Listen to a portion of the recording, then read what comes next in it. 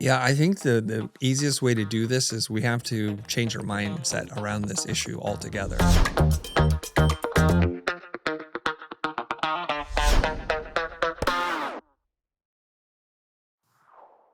Hey everybody, Luis Giraldo here. Thanks for joining us. I've got a really special guest today for a little bit of an out of the box conversation. And by out of the box, I mean outside of the MSP and IT service provider box. I have Chris Do, who is the founder of the Futur and an incredible business content creator. And so we're here for a conversation, try to uncover some of those little things that might be applicable and interesting to the IT industry as well that he's already been working on for so many years. Chris, welcome, man. So good to have you here. Thanks for doing this in the first place. Thank you. And thanks for reminding me that we've met before and we're at the workshop. So I remember you now, your whole energy. Yeah, so I did attend one of your workshops, and it was a branding workshop, actually. And it's so interesting because I think in that IT provider space, a lot of what happens in the relationship between an IT provider and their clients is kind of grounded in the confidence that this person can bring to the conversations, how they lead strategic discussions and things for, planning their IT out for months and years ahead of time. And so it was a really cool insight into a bit of, that confidence building or that persona building or just owning your ability to talk through your authority and the things that clients may not realize that you're kind of building a strategy around. But tell me some of the top things that you feel are so important for everybody to think about from a branding perspective or personal branding perspective, especially in that consulting space, because I know you spend a lot of time in that space too. I want to draw the distinction between the two different kinds of branding because they're used interchangeably. There's corporate branding and then there's personal branding. The corporate brand represents a whole culture and a company, and it tends to be an amalgamation of a lot of different ideas. It's rooted in the founder story, but it doesn't reflect a founder 100%. Like Apple has lived way beyond what Steve Jobs is and was, as has many other companies. And they're sometimes tied together, but they are separate things. And usually, when you're talking about branding for corporations, it is usually run through strategists, writers, designers to make sure it's on point, on message, and things like that. And it has to be very careful about how it communicates in the world. It can't use certain types of language. It can't be so colorful or full of personality because it can seriously damage the business and alienate customers. When it comes to personal branding, that's a reflection of the person. And the only thing that you have to hold yourself true to is to be true to yourself. And I think this is where it gets really confusing for a lot of people. They start to adopt the practices of corporate branding into personal branding. They start to curate and adjust how they show up in the world. And then they start to sound a lot more like corporations, which isn't what you want to do when you're developing a personal brand. Right. And I think in the process of going to market, I think IT providers kind of enter the space from a number of different parts of the spectrum. Sometimes you're leaving your internal IT job and I'm going to go this on my own and we're tired of working for the man. Other times it's simply, hey, here's this opportunity and you meet a couple people that you kind of gel with and you want to start a business. And so, but a lot of these businesses are started, with a one person, two person, three-person shop. And the average IT shop across the world and the metrics of all of that is about 7 people. And so there's a ton of like overhead to a small business like this. And you probably know this from running your own creative agency, which is not that many people either. And in the process of going to market, the easiest thing to do is go and do a hourly based type of work. I feel like maybe creatives have a similar go to market strategies. Like this is the most easy to understand way to go to market. And you hit that glass ceiling, you can't work any more hours. You suddenly find yourself, how can we make more money? And so now you want to transition to this idea of a fixed fee, a managed services agreement. Um, and so there's this nuanced transition of going from a fixed price conversation for an hour to a fixed price conversation for a month. And the customers often push back on this. So you've talked a little bit about this idea of that value-based fee transition and what have you learned? What kind of techniques and things have you discovered are really, useful in that helping customers understand that transition of value? I talked to a gentleman recently. His name is Tim Williams, and he consults for advertising agencies. He's trying to understand or help explain where the hourly fee comes from. It actually comes from attorneys. They're the ones who I guess, invented it or discovered it, and it spread throughout the professional services world. And attorneys use it to track time. They use timesheets to track time. Then somebody had the bright idea, like, let's bill against that time versus percentage of fee or settlement or something like that. And so they started to incorporate hourly based pricing, and then creative agencies started to notice that and said, well, why don't we emulate that and we'll just start doing hourly based fees? It's easy to understand. It doesn't require us to understand scope. And so it's very comfortable. So all this has a trickle down effect so that the freelance designer is charging hourly, the smaller studios charging per hour. And it's something that has been widely adopted, but not necessarily good for the customer or the seller of creative services.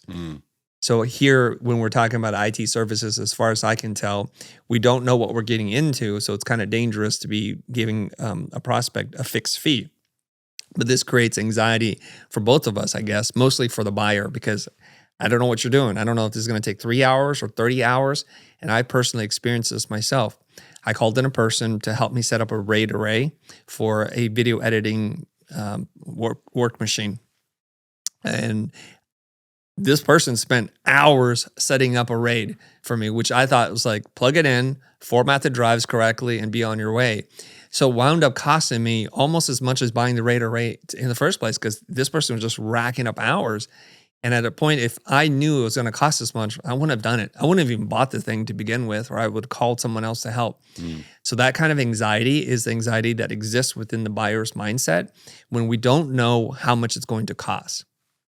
And conversely, though, we have to kind of look at it. If you're really good at your job, if you go in and can set up the array really quickly because you've seen this exact hardware and software set up many times before, you would do it really quickly. What happens to you then now you're able to make less. So if you look at it, You're penalizing being good. Yeah, you are. So charging hourly, the person who's less experienced will actually bill more and potentially make more. They are working more hours, but that's what's happening. So eventually we have to get to this place where if we're a professional services company and we're specialized, we should know what we're doing and we should assume the risk. We should say, okay, to set up that RAID array, it's going to cost $500 for me to set up. Is this something you're interested in doing? And I have to then weigh it against, okay, yes, no, whatever. And then you go do your work. If it takes you 15 minutes, you're out. Here's the bill. See you later. If it takes you 3 hours or 8 hours, that's on you. It's not on me because I have no control over that. And so what we want to do in the creative space especially is to move towards a fixed fee, not even fixed monthly fee, but just fixed fee, has no connection to time. And this is really important. We want to decouple value away from time. If anything, it should be more valuable the less time it takes, right? Because if I can get my editing team up and running in minutes versus hours, I would be happy to pay you more versus less. So this is the kind of confusing and conflicting ideas around hourly based pricing. Yeah, it's interesting because I think there's the dynamic also of where the customer is in that journey of feeling like value is derived from saving time, and so a lot of IT providers work with small business customers who often are just watching the pennies, and the only thing that they can attach under an understanding to is that hourly rate, right? So it's an interesting nuance of how do you switch their mentality even as they're growing through, but. Let me talk a little bit about the maybe the gray area of fixed fee, because I think creatives see this a lot, same as IT providers. A big project, a $500 plus spend, $20,000 for that matter. You can work on a little scope of work and sort of list the items that the customer is going to get and fix the price. A lot of the challenge is that still that fixed price is kind of derived from this idea of hourly costs. And so what is maybe the mindset around pricing for value that is not necessarily built from the ground up on just adding up your costs, which are hourly in most cases? Yeah, I think the easiest way to do this is we have to change our mindset around this issue altogether, okay? Because what we're doing is we're saying my time is worth a certain amount of money, and I have to estimate my time to solve a problem. But the customer, the client, doesn't care about what your time is worth. They care about the problem or the pain point that is created by allowing the problem to exist. So that means that each customer is going to feel differently about the task to solve. So if we take the same example again, a large special visual effects company, visual effects, not special effects company, might have mission critical operations where if their servers or their drives are down for minutes or hours, they're paying very expensive artists to sit there and do nothing. And they're also going to miss deadlines, which they're paid hundreds of thousands of dollars to do. Well, for you to come in and service them, to take care of all their machines or whatever it is that you're supposed to do, they value that much more than, say, somebody like you or me. When it's like, yeah, the drive, we can wait till a week, 2 days. It doesn't really matter because we have our own deadlines. But if you go into that space and say, well, my time is worth, let's say $100 an hour, and I'm going to do this for 10 hours, that's $1,000. So you're going to charge a large visual effects company $1,000 to solve a hard drive problem, and you're going to charge Luis and Chris $1,000. You can see that there's a problem here. Number one is you're overcharging us and you're undercharging them. So value is relative to the buyer, not to the seller. You're selling something. You're selling a solution to a problem to make the problem go away. Another example that people can probably wrap their heads around is, I have some ankle pain. I don't need surgery. I'm going to be okay. But for a championship NBA player, they're going to need the very best operation because that's going to affect their game and their earning potential, and they make tens of millions of dollars a year. So you can see, again, I don't need it. They really need it. And to look at it from your perspective is the wrong way to look at it. We have to understand, what problem are we solving for the prospect? And if we can get our heads wrapped around that, then everything can happen. I can get into tactics if you want, but the mindset is the biggest thing that people have to get over. The next thing is, if you look around in professional services or products, very rarely do you go somewhere where it is like an undefined thing. Like, I know how much that table is going to cost. I know how much this couch is going to cost, or the car, or the lights, or even this space. We know what it's going to cost before we start. Not knowing what something costs gives us a lot of anxiety.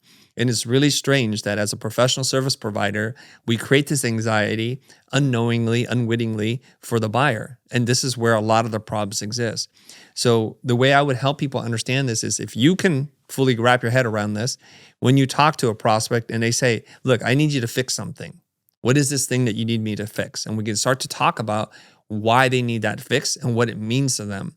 And then we can understand, okay, well, based on my experience, I'll charge you a flat fee of $450. If it's an emergency rush, you need me to be here and be done with this within 10 minutes, it's going to be $1,000, whatever it's going to be. And that's how we're supposed to look at it versus like what we're putting into it. Yeah, I love this, just the tactic of thinking of it from the perspective of the buyer, because I think you're right. And there's maybe the limiting beliefs that people have in what their own value is as they kind of grow out of this one-person consultancy into needing to build a business. And have you seen, this be a struggle, obviously, through the number of people that you've worked with over the years, the own belief of their own value in that process, or even being able to state their value or their price? What are some of your thoughts there? I think this is an unscientific number, but I would say over 90% of the people I talk to in the creative service space, most of the problem is a mindset or belief system problem. The execution of it is actually quite easy. Once you get over the hurdle of understanding, like, I want to change, I want to evolve, I want to be able to grow, then everything is quite easy. So we spend a lot of time trying to unpack belief systems more than we do on tactics.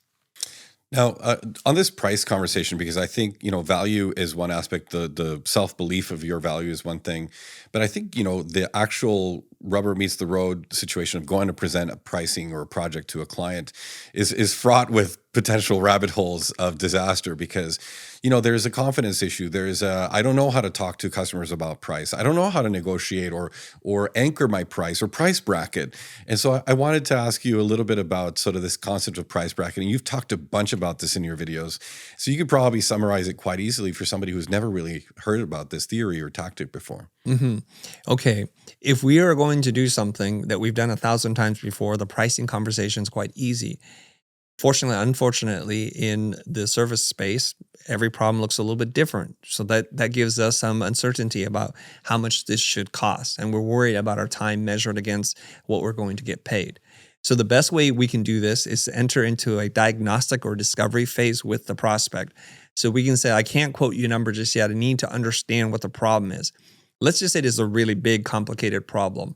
What I suggest you do is to say, like, it's going to take me a bit amount of time, forensic work, or walking the premises, if you will, inspecting what your machines look like and what's going on in the infrastructure.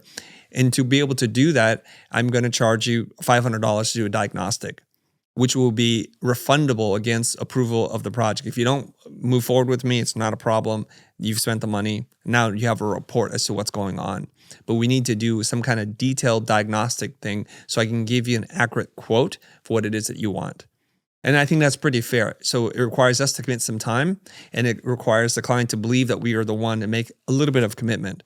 I'm not a big fan of doing complicated quotes for free. So we would do that first. So then you would do whatever you need to do. You would check the workstations, you would look at the infrastructure and all that kind of stuff. And you would say, okay, here's what you want. The result that you want is this. Here's the complications and the problems, and these are all solvable. Given that, I'm going to estimate this, and now we can start to talk about price. And you need to do this, I think, as soon as possible versus going away and calculating all these things. You should already know. If you're a professional, you should kind of know. And what you do in your mind is you say, it should cost this, and I need to build in a buffer for margin of error plus profit. So let's just think about big round numbers in my mind right now. If you want to execute this, you can say, look, based on my experience, this is going to be somewhere around $25,000. You just drop the anchor. Okay. This is fairly sophisticated stuff we're about to get into. Someone's going to listen to this like, dude, it doesn't work like that. I get it. Just understand the concept and we'll get into it. So you say $25,000. How does that sound to you? And you pause and you just wait and let the person say whatever they're going to say. And it's very important that you really pay attention to their face, their body, and their words and their tone. If they take a deep sigh like, oh, well, that's a pretty good indicator of too much money. Or if they're like bright-eyed and just smiley and they're like, their body language is open and embracing, okay, that's a number they can handle. And so then they're going to give you some feedback. Now they're going to say, you know what? This is way more complicated than what I thought. I don't have $25,000 to solve this problem. And then we kind of get into that. Now, the reason why they say this is too much money is because they don't fully understand the problem. Now we can get into a much more complicated, nuanced conversation, but that's how you do a price anchor. You put a big round number out there and you kind of let it do its job. And then they can come back and say, I can't do 25. That's way too much. Rather than suggest a new price, you should ask them, well, what would work for you? What is this? What about this is too much? Then they can say, you know what? And this often will be the case where they say, the number is fine. I just need to do this in 4 payments, 4 installments, because I don't have 25,000 liquid right now. And then you can say, okay, maybe I can work with that and we can figure out a payment plan. So oftentimes what we do is we mistakenly try to solve the problem immediately and lower our price. Don't do that. There's several reasons why you don't do that. Well, A, you haven't let the client express to you why they're reluctant to move forward. You're jumping the gun. You jump in the gun, making assumptions, but you're also saying, my price was not really my price because you so quickly moved it down, which signals to the client a couple different things. Number one, you may be overcharging them. Like, I'm a sucker or something because we're in Beverly Hills, you think you can charge us? That could be their expression. Number two is like, you know what? I wonder how much further I can push this price down because I just blinked and they dropped the price immediately. So I know there's a lot of room there. That's what you're signaling to them. Or you're signaling to them, I'm not a person of integrity or honesty. So I would not quickly move that. One of the things is a principle called give-get. If I give you a lower price, I need to get something back. I need a concession from you. Because if you just arbitrarily lower the price without changing anything, without getting something in return, you're doing all the giving. And it just signals to them, this isn't a good deal. Yeah, change the scope, remove items from Do it. something. Maybe the timeline's more flexible. Take out a few workstations or remove some of the expensive hardware that you had quoted in your mind. You don't need all that stuff. Yeah. I feel like one of the things that you talk about a lot, I've been dropping in just about every conversation I've been having in the last little while, which is this quote that you have, it's not your job to be the best option, it's your job to be the least risky option. And maybe there's a component of, and this leads to this idea of the big bang projects sometimes may be perceived as too risky to the client, and they push back on a project, not necessarily even on a price, but just the impact on their business, their organization, to try and take on this much change too fast. And so you talk a lot about the phased engagement and the importance of sort of spreading out some of this perceived risk. And I wanted to ask you if maybe there is a thread of connection to this pricing conversation. Because I guess in that situation, there's maybe a lot of change that's expected through this $25,000 project, and the risk of doing it all really quickly is something that the customer is maybe, or the prospect is maybe unconsciously pushing back on, right? Yeah. Well, we have to understand something like the prospect needs to be in a state of being confident, feeling safe and secure for them to make a decision to move forward with something that's unknown. And we have to understand it from the prospect's mind that every time they hire someone, whether it's on a contract basis, a freelance basis, or a full-time employment, it's a risk they're taking and they're trying to look into the future. So what they don't want to do is to throw their money in the wind and hope for something. And there are things that you unwittingly do that signal to them, gosh, this might not work out. And that's the thing that a lot of creative people don't understand, which is they try to pitch something ginormous because they live in the land of optimism. Their heads are in the clouds and not on the ground. Right. What they don't understand is the prospect's like, easy for you to dream on my dime. Easy for you to want to get the S-class version of everything, the most extravagant exotic technology that's out there that's untested. Like, why would I want to invest in that? I don't want to be your guinea pig. So you have to communicate to them explicitly and implicitly, I'm on your side. I'm here to do a great job for you as if it were my money. Like if you were my mom or my dad, I would act the same way. I'm going to give you the options, give you the pros and cons of each, and allow you to make the decision and for you to determine how much risk you want to take, what your risk tolerance might be. And that's really important to involve the prospect in this conversation. In doing so, I think what you do is you become more likable, more trustworthy, and you become a person of integrity. And that's what they're ultimately going to make the decision on, not how exotic the hard drives are or it's all solid state. And it's like, oh my God, that is a fortune. Wow. And this kind of touches on something that you did an entire video about, which is this idea of selling without being salesy. And I think in the IT industry in particular, there's this, hero complex to a certain extent. You really do want to help the customer, but pricing conversations are hard. You don't want to overcharge. Maybe you don't see your own value, and it's difficult to charge for things, what they're actually worth. And so there's all those challenges already, but then the process of a relationship with an existing customer kind of revolves around this idea of regular cadence of meetings and strategic approach to their business needs. And okay, every quarter we're going to meet, talk about your technology, and see what kind of changes are happening. What is the cybersecurity market doing? What needs to do? What changes do we need to do there? Raise sort of the baseline of your infrastructure and your network to an acceptable standard, and all these things. And that cadence is often felt like a sales activity because people come in and they're effectively just pitching a project every time. We need you to spend money on this. We need you to spend money on that. And so I just maybe thought you could give a couple of the highlights of this idea of selling without being salesy, and try to keep the IT person in mind that is often a very technically minded individual, right? Yeah. I have a lot of empathy for people in the IT space. They're very smart. They're pretty linear in their thinking, pretty logical and convergent thinking, and that's what makes them really good. Like my older brother, he's a software engineer. He thinks in binary terms. There's not a lot of gray in his life, so he wants clarity on everything. And I think that's what makes them wonderful as people who work in the tech space. It makes them horrible communicators. They're not very good at imagining things, and they're pretty low on empathy and relatability. And so that's a problem. So if you're the front person, the person that's doing the sales or the customer service side of it, you need to develop those skill sets. Okay. So when we're talking about not being salesy, you have to put yourself almost always in the mindset of servitude and to see like, what is it that my prospect or my customer at this point need? What is it what's keeping them up at night? What are their hopes and fears? Where do they want to be in 3, 6, 9 months? 1 to 5 years? Are they having troubles with sales, marketing?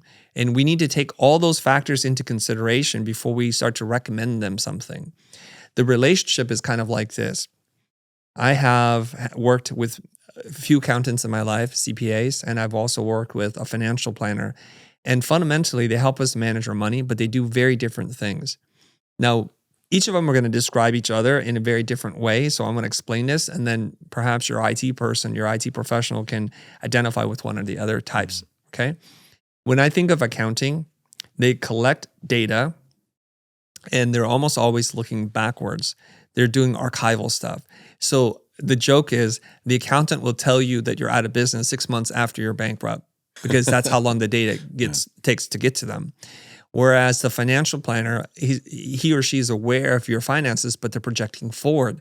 They're looking at the data that you have right now and saying, if sales do not change and expenses do not change, here's where you're going to be in 3, 6, 9 months from now. And they're mostly projecting forward. So we encourage you to take a little bit more risk because you have 12 months of runway and you're going to have a tax liability problem versus anything else. Or, hey, you need to pump the brakes. Or we noticed there was a dip in sales. You need to adjust. Like, what happened? Let's sit down and talk about it. What can we do to help you? Where are you spending money unnecessarily? So my financial planner, unlike my CPA, negotiates contracts with mortgage brokers, with lenders and banks to get me more favorable rates, including insurance policies. They're looking proactively to solve my problems, putting money back in my pocket. On top of that, they're using the money that we have that's profit or liquid, and they're moving it into different investment vehicles that mitigate our risk while earning us money. So now you can see the difference between the two. The CPA, I pay money to every single year to do what they need to do. I don't see them generating money for us per se. Now, if you're brand new to this, the CPA will save you money at the beginning because they'll say, okay, we need to amortize costs this way, and we need to deduct these things. And so you're like, wow, this is great. But that hits its ceiling pretty quickly, as you may know, because you're like, why am I paying so much money to the government? What else can we do? And they say, that's as much as we can do legally without going into some murky area, which I'm not comfortable doing. Whereas the financial planner is like, Chris, we need to move your money around. There's different vehicles. We can earn you money while saving you money while mitigating your tax liability. And there's different investment things that we can create for you that involve different levels of risk of being audited or losing your money. Now you're an informed buyer. You need to make an adult decision. Let's bring it back to the IT professional. I suspect most IT professionals are more like the CPAs, the accountants, where they're doing things, but it just feels like an expense. But if you're an IT professional where you're invested in the business and trying to understand what they're doing in 3, 6, 9 months, and you're saying, okay, look, I see a potential problem here. You're going to need to move this into the cloud, or it feels like your team is going remote. Is that the case? So we need to develop a remote kind of IT package for each one of your people. We need to be able to track hardware and software so that you can manage it under one dashboard, because we found out that most companies spend 30% on subscriptions they no longer use. So now you're actively participating in the management of the team and the resources such that you're making them money and you're also saving them money. Different relationship. Wow, so powerful. And I think there's a nuance to the type of relationship too, because, this is to some extent a delegated activity. And this has been traditionally how MSPs and IT providers work is customer says, yeah, we're hiring you and we're outsourcing our IT. And it's kind of like, here you go, deal with it, But there's a lot of the cybersecurity complexity and compliance complexity that's kind of arriving in a little bit more of a mandatory style here, is kind of forcing the IT providers to bring the customers into the conversation and forcing them to be part of the solution and the discussion. And even this is a tricky shift because, I think our nature, our default behavior is to just be the guy that you just delegate the stuff to and I'll take care of it and we'll solve the problem. Meanwhile, what we need to be doing is kind of fostering the client's own participation in their rescue. And I don't know if there are similar concepts in the creative industry of needing to bring the client into the conversation. Maybe branding exercises have a little bit of this, but I'm curious of shifting that mindset from this very delegated, outsourced type of style of work to a proactive client involvement in the conversation. Yeah, for sure. This requires some customer skills, some strategic planning involved. So when what you're talking about sounds to me like the black box of IT. We don't care what happens. We throw money into it, and you do whatever you do. And we don't want to know anything. Just make it work, right? And so it is very similar to what happens with creative people. Customer identifies a problem, gives a work order, and then that's when you begin to think about the problem. And that's fine because it's all just moving downstream.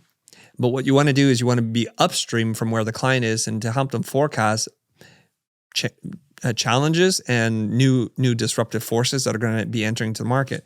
It'd be irresponsible for me not to mention AI, or maybe back in the day, the internet. Imagine if you were part of the IT team back then, and you're like, this is going to be this thing. It's called the internet. It's going to change businesses. It's going to disrupt whole industries. It's going to create new things we never thought about. And it's going to be the biggest driver of economic growth and wealth for whoever's able to ride this. I don't know. Let's not sell our fax machines yet. Yeah, or whatever. It's like, Amazon will never work, or eBay, or this YouTube thing. It's not going to play out. Well, you'd be on the wrong side of that. So here comes AI. It'd be interesting for IT professionals who understand tech to be able to sit down and say, okay, how might AI disrupt your business? Let's strategize and let's do some forecasting and run models so that we can anticipate those needs and be ahead of the curve versus behind it. And I think there's an opportunity here if there's an adventurous, innovative IT company that incorporates maybe some AI development teams to be able to automate certain things and to give your clients more resources so they can act like a much bigger company. Mm. Yeah, I feel like a lot of the beginning of the year surveys that are done of any particular industry, especially in the IT industry, are starting to ask the question: are you even talking to your customers about AI? And you see it, the MSPs that are further along on that spectrum of maturity and operational capabilities are on 100%, putting on webinars, bringing customers into the discussion. And then the other folks are, fear, just don't necessarily understand what they can do for their customers yet. And so now we'll sprout the businesses that do AI as a service and give you some kind of, neatly wrapped little package to offer AI to your customers as some kind of service around their particular needs or something like that. So lots of room for evolution in this market still over time. Yeah. But this kind of begs the question, and you talk about this all the time. You say this phrase, what got you here won't get you there. Yeah. And I feel like there's an inflection point of mindset that needs to happen there too. And sometimes it's a bias for execution. Sometimes it's just simply trying to look around the corner to see what are the things we need to be planning for. But maybe talk to me through the soft nuances of this mindset shift of, what didn't get you here is not going to, or what got you here won't get you there. Yeah, I think it's pretty natural for our nervous system, for our brains to fall into routine and habit because it requires too much mental effort, processing power to constantly be disrupting yourself. So we fall into these natural rhythms all the time. Think about your morning routine, like when you wake up, when you brush your teeth, and what you eat, how you commute to work. We take the same paths and because they're easy and it doesn't require a lot of mental effort from us. And so what happens almost in every entrepreneurial journey is we have this spark, this innovative or this desire to be innovative and to try to do new things. And so we venture off on our own. We break away from employment to create our own thing. And we're full of ideas. And we rush too quickly into setting up systems and protocols or processes so that it can run like clockwork. It's like we're all of a sudden saying we've instantly decided we're going to stop innovating. We're not going to react or predict what the market's going to do. And it's just much easier because the cognitive load on us is light. And so we hit a certain success part, or we hit a certain success trajectory. And sometimes we hit up against the ceiling of what we think we can do. And so now we're just trying to preserve or conserve what's happening versus saying, okay, the innovative thinking that we started this endeavor with, we are no longer going to activate that brain and we're not going to use that anymore. The best way I find to do this is to constantly be asking yourself, What's going to be the unknowable thing that's going to disrupt us every 6 months, and build a plan for that. So take a percentage of your revenue or your profit and say, we're going to invest 10, 15% on doing skunkworks operations to try to discover new business models with the full expectation that it'll just be us throwing money down a pit. In the event that we can disrupt ourselves, then we should. And if we can't, we're still safe. So we can look at it as an insurance policy or an R&D lab, and that's what we need to be doing. Because eventually, one of those skunkworks projects will be the thing that saves our bacon and allows us to either A, preserve what we have, or bust into new industries which no one else is thinking about, to apply our thinking and our team, our creativity, and ingenuity to fields we have not yet explored, or to industries that are not thinking about us in this way. Yeah. And we've done that many times. You reinvent yourself constantly and consistently. Yeah, it's interesting because, I mentioned the average IT service provider business size being about 7 people. And so there are maybe forces of nature here at play that don't let you, you don't give you the capacity or the resources to do a bit of that experimentation, that research and development. And as businesses get bigger, they absolutely start doing that. And they start thinking, here's a little Skunkworks team just building automation scripts and trying to change the way we do something, from the core and to the outside. And so I think maybe there's a pattern interrupt needed. And I was having this conversation with someone yesterday, is that if you're going to do the same things you've always done, you're just never going to experiment. You're not going to be outside of that edge of comfort or what have you. And so I do find it interesting that the smaller businesses maybe need this operational growth before they can even start experimenting to some extent. I don't see many of the small ones that are just wildly changing everything all the time. In fact, they're kind of chasing best practices and trying to adapt to a standard and fit inside of a model and kind of put themselves in the box first to see if they can operationalize a bit of what they need to do, whether it's, having agreements for every customer or, having a single plan for every customer. Because, I mentioned the transition of break fix or hourly billing into fixed fee agreements. And one of the challenges is that because those conversations are difficult, you just kind of end up in this purgatory of you have all these legacy customers on this break fix model, and then every new customer is maybe on this new model. But that introduces operational complexity. And so there's all these things sort of distracting you away from the opportunity to work on research and development and Skunkworks project. And then a printer breaks and you're the only person that can fix it. And then you got to drop everything and go fix a printer. It's like, but I'd rather be working on research and development. So these are kind of the forces of IT because it's so reactive by nature that sometimes you just get dragged back into the hole every time. And it's really difficult to stay true to the course of innovation. Yeah. Can I say something? I forget who said this, but I'm going to try and quote this as best as I can. If you want what you don't have, you're going to have to do something you've not done. And so we get stuck in that mindset. And I would like to challenge this idea that even small teams have the resources to innovate, because as I'm a creative person, I'm more a divergent thinker than I am a convergent thinker. And I live in the world of possibilities. So when we first started, we're just a handful of people doing a very specific thing. And then I make the decision, like, I want to do motion design. So let's switch all of our efforts and energies to this. And unfortunately, not everybody fits into this new business model. And that's the thing that you have to embrace, to be willing to kind of torch the old machine so that you can build a new machine while you're still in it. And this is a very difficult thing to do. So we switched into motion design and we're working on end tags, which are like the 3-second things that get attached to commercials at the end, tagging a commercial. But that's not enough for us. So we want to do full animation, and no one's going to hire us for that. So we have to just keep throwing the measuring stick out just far enough where we can still see it, but we know where we need to go to. And we just keep doing that over and over again. And so that's how you continue to evolve and grow your company. So a company of 3 becomes 5, becomes 7, becomes 17, and it just can keep growing. But you have to approach it with that same initial spark, energy, and desire that you had when you decided, I'm going to leave this full-time thing. I'm going to put my flag in the ground and say, this is what I want to do. But we should not stop innovating the minute we decide to go in business for ourselves. It seems like a wild idea. Yeah. And I don't disagree with your challenge of what I'm proposing. And of course, there's people that are outside of that norm and that are always entrepreneurially innovating and trying to change their business model. So there's definitely those exceptions. I do see sort of this interesting, like I just need to learn from my peers, and all the peers are saying this is what worked for us, Right. and so do it this way.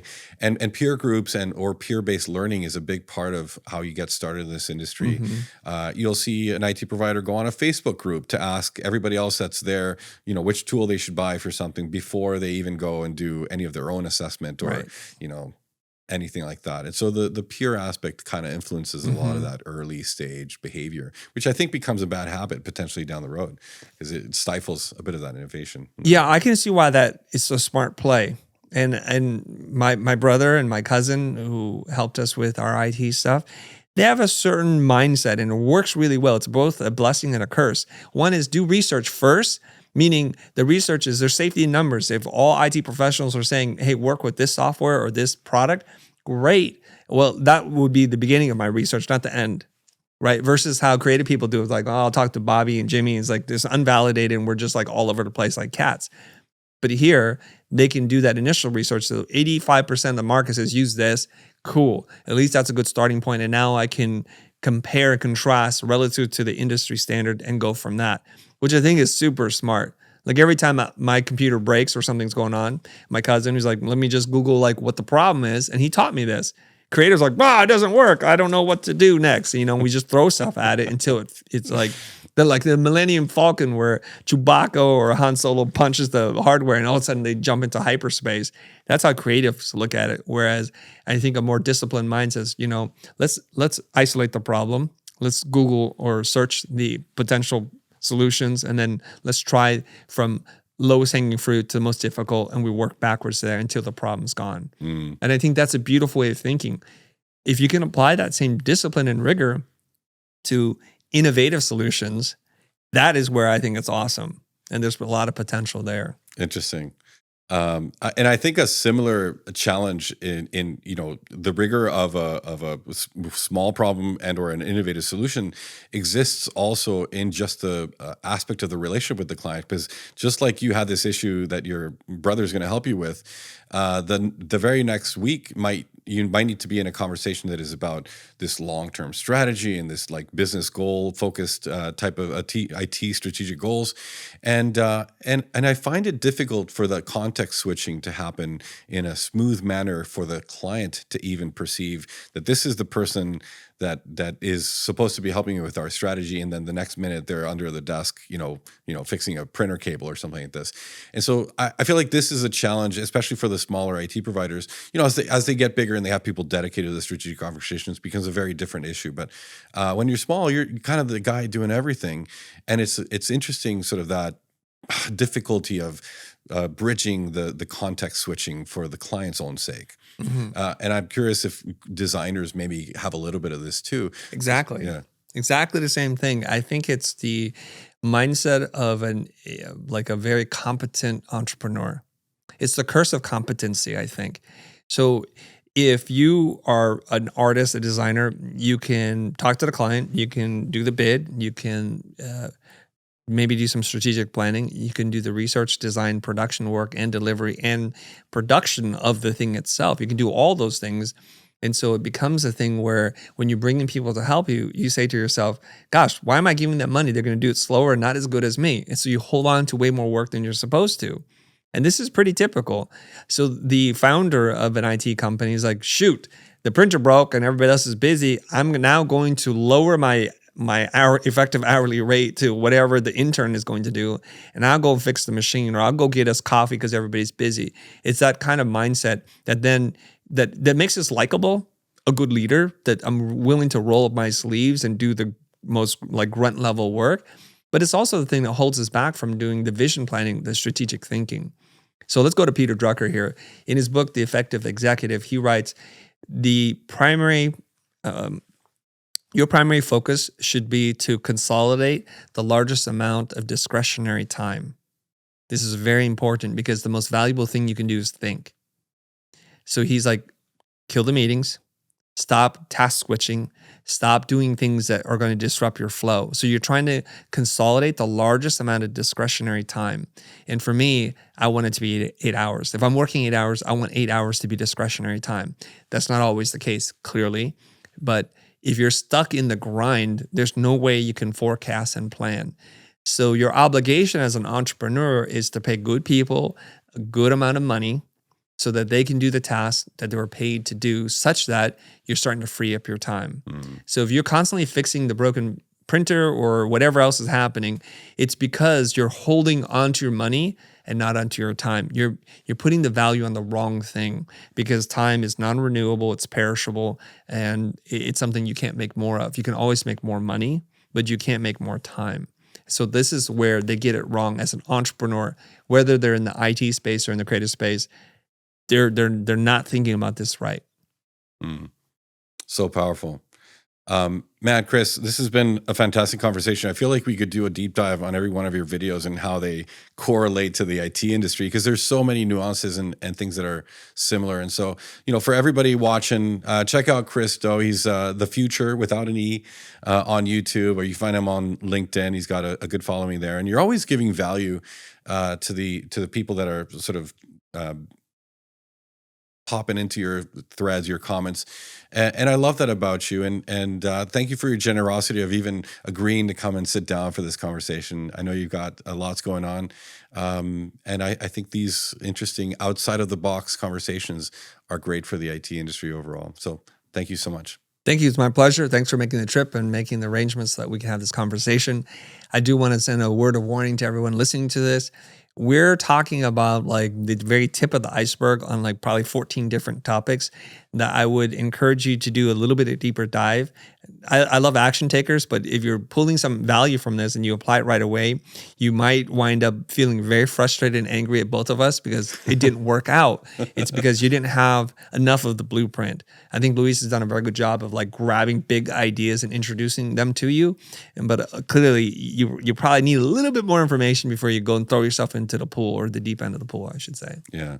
I just want to trigger the concept of like, maybe I could do this differently. Yeah. And then, people do tend to go Google the problem and find out how to do it. And hopefully they'll come up and find you and find all your great videos with literally the blueprints for all these things are kind of in your very hundreds of hours of videos and content. So thanks again. Thank you.